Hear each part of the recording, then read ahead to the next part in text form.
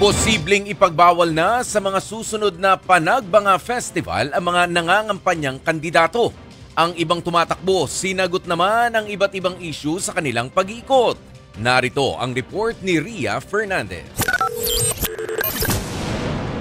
Sa Grand Float Parade sa Panagbanga 2025 noong weekend, makikitang nakasakay sa isa sa mga float si re-electionist Senator Amy Marcos.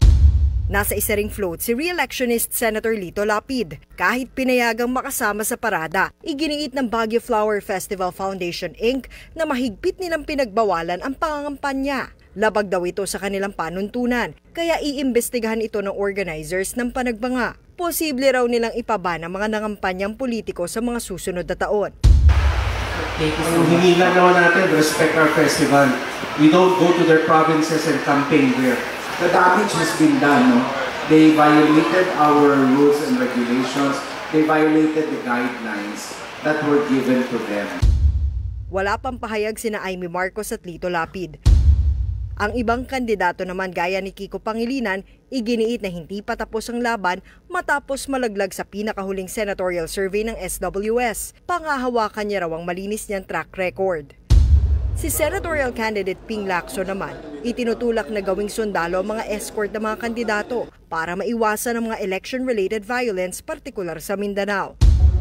Nasa Lipa City sa Batangas naman, si re-electionist Senator Francis Tolentino. Nakipagpulong siya sa mga kapitan ng mga barangay. Pangako niya, bibigyan ng benepisyo ang mga barangay frontliner. Mga opisyal din ng barangay sa General Trias City ang tinipo ng isa pang re-electionist senator na si Bongo. Nandoon siya para makilahok sa programa kontra droga na inorganisa ng lokal na pamahalaan.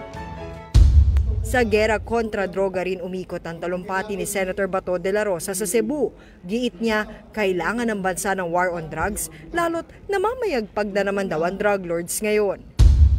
Isusulong naman daw ni senatorial candidate Bam Aquino ang makataong transition para sa jeepney modernization. Dapat daw mabigyan ng mga tsuper ng tamang suporta para sa programang ito.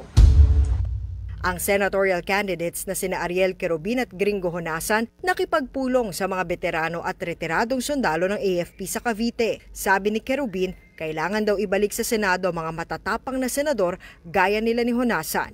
Nagbabalita mula sa Frontline, Ria Fernandez, News 5.